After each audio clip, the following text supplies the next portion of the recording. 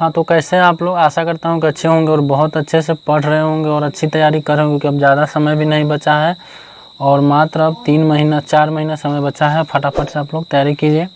तो आज हम लोग देखने वाले हैं नौबत खाने में इबादत। इससे पहले हम लोग टोटल चैप्टर देख लिए हुए हैं।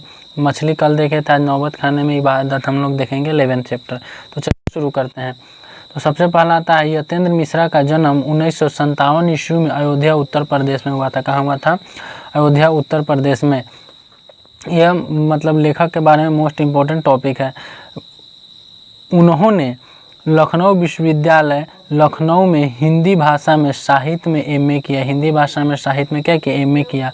यतेंद्र मिश्रा को अब तक भारत आभूषण अग्रवाल पुरस्कार, भारतीय भाषण परिषद युवा पुरस्कार, राजीव गांधी राष्ट्रीय एकता पुरस्कार, राजा पुरस्कार, हेमंत स्मृति पुरस्कार और ऋतुराज पुरस्कार मिला हुआ है, सम्मान मिला हुआ है। ठीक है। नौबत खाने में इबादत व्यक्ति चित्रण है। नौबत खाने में इबादत क्या है? व्यक्ति चित्रण है। नौबत खाने में इबादत क्या है? व्यक्ति चित्रण है। नौबत खाने का अर्थ प्रवेश द्वार पर बजने वाला मंगल ध्वनि होता है। देखिए, शहनाई से जो मतलब प्रवेश द्वार पर, नौबत खाने का मतलब होता है कि प्रवेश द्वार पर बजने वाला मंगल ध्वनि। ठीक है। आगे आता है बिस्मिल्लाह खां का संबंध शहनाई से है। बिस्मिल्लाह खां का संबंध किससे है? शहनाई से है। नौबत खाने में इबादत का अर्थ, नौबत खाने में इबादत पाठ के केंद्र में बिस्मिल्लाह खां है। पाठ के केंद्र किस पे है? बिस्मिल्लाह खां पर। सुशीर का मतलब शहनाई होता है। सुशीर का मतलब क्या होता है? शहनाई होता है। इबादत का अर्थ क्या होता है प्यारे बच्चों? इबादत का अर्थ होता है मेरे प्यारे बच्चों क्या होता है? उपासना होता है। क्या होता है? उपासना होता है। काशी क्या है?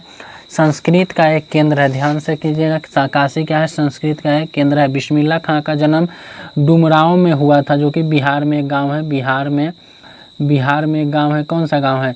बिहार में एक गाँव है डुमरांव। बिहार में एक गाँव है, क्या है? उसका नाम है डुमरांव है। बिस्मिल्लाह खां का जन्म डुमरांव में हुआ था। काशी में बाबा विश्वनाथ बालाजी मंदिर है। ठीक है। वहाँ पे गंगा भी बहती है। ठीक है। गंगा किनारे। इस पाठ में मुहर्रम का जिक्र है। मुहर्रम मुस्लिमों का पर्व है। ठीक है। मुहर्रम का जिक्र है। बिस्मिल्लाह खां का संबंध मुहर्रम से भी है। बिस्मिल्लाह खां का संबंध किससे है? मुहर्रम से भी है। मुहर्रम का महीना वह होता है जिसमें शिया मुसलमान हजरत इमाम हुसैन और उनके कुछ वंशजों के प्रति शोक मनाते हैं शिया मुसलमान। ठीक है। मुहर्रम के दिन बिस्मिल्लाह खां का परिवार शहनाई नहीं बजाता था। प्यारे मित्रों, याद रखिएगा कि बिस्मिल्लाह खान मुहर्रम के दिन मोस्ट इम्पोर्टेंट टॉपिक है, शहनाई नहीं बजाता था। काशी में मरण भी मंगलमय माना जाता है। ऐसा माना जाता है काशी में जो जाकर मर गया वो उसका भी मंगल होगा, क्योंकि वहाँ पे काशी विश्वनाथ और साक्षात गंगा जी हैं। काशी में संस्कृत की पाठशाला है। काशी में संस्कृत की पाठशाला। बिस्मिल्लाह खां का नाम कमरुद्दीन था। बिस्मिल्लाह खां का नाम क्या था? कमरुद्दीन था। चलिए, अब मोस्ट इम्पोर्टेंट आपका क्वेश्चन आ जाता है कि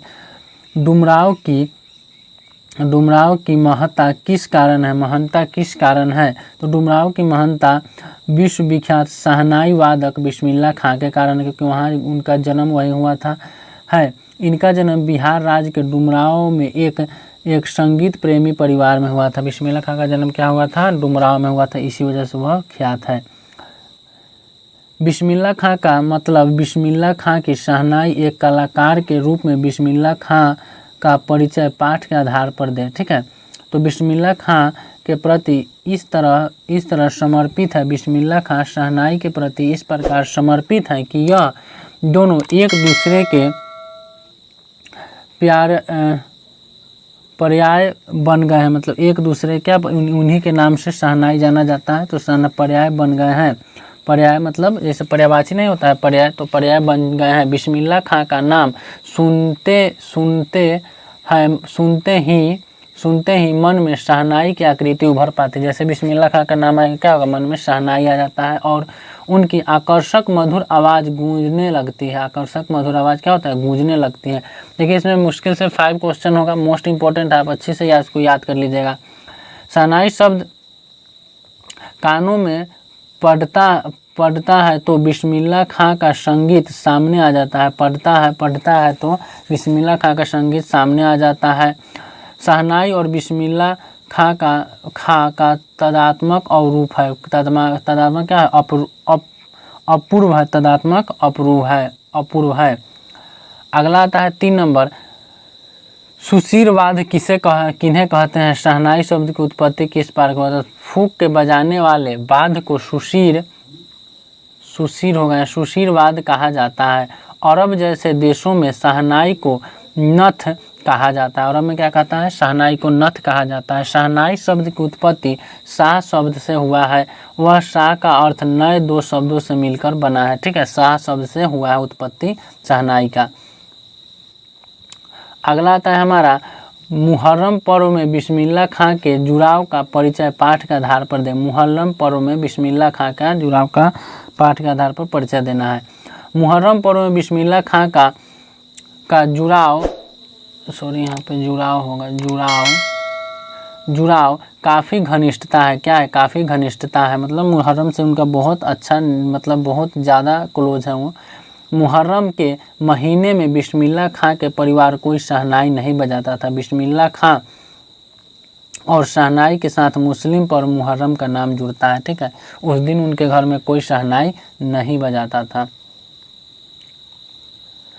संगीतमय कचौरी का आप क्या अर्थ समझते हैं? तो संगीतमय कचौरी का अर्थ, संगीत के स्वाद के साथ साथ कचौरी डालते हैं तो क्षण सी खाली आवाज़ उठती है, उसे बिस्मिल्लाह खां को संगीत का सारा आरोह अवरोह दिख जाता है, उसे हम संगीतमय कचौरी कहते हैं। संगीतमय किसे कहते हैं? कचौरी कहते हैं।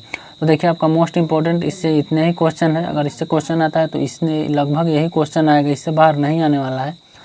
तो आप इसको अच्छी तरह से याद कर लेंगे। अब देखिए आपका एक और बच गया, शिक्षा और संस्कृत, वो कल आपका ख़त्म हो जाएगा। तो हिंदी का आपका 12 जो चैप्टर है, गोधली का जो आपका है वो आपका क्या हो जाएगा? वह आपका कल समाप्त हो जाएगा। उसके बाद हम लोग क्या पढ़ने वाले हैं? आपका जो गद्य खंड है वो ख़त्म हो जाएगा। कल से हम लोग पढ़ेंगे काव्य खंड पढ़ेंगे। क्या बनेंगे? काव्य खंड पढ़ने वाले हैं। पद खंड इसका हम लोग कल से, काव्य खंड परसों से हम लोग इसका, मतलब शुक्र मंगल बुध गुरुवार से हम लोग काव्य खंड देखेंगे। इसका अच्छे तरह से आप लोग याद कर लीजिएगा। इसका आपका जो ऑब्जेक्टिव है वो आपको मिल जाएगा टेलीग्राम, ऑब्जेक्टिव और सब्जेक्टिव दोनों का PDF टेलीग्राम पर मिल जाएगा। और इसका ऑब्जेक्टिव आप नहीं देखे हैं तो डिस्क्रिप्शन में लिंक दे दिया जाएगा, आप वहां से जाकर उसका ऑब्जेक्टिव देख सकते हैं। तो ठीक है, चलिए मिलते हैं अगले वीडियो में। तब तक के लिए जय हिंद एंड गुड बाय। मन से पढ़िए।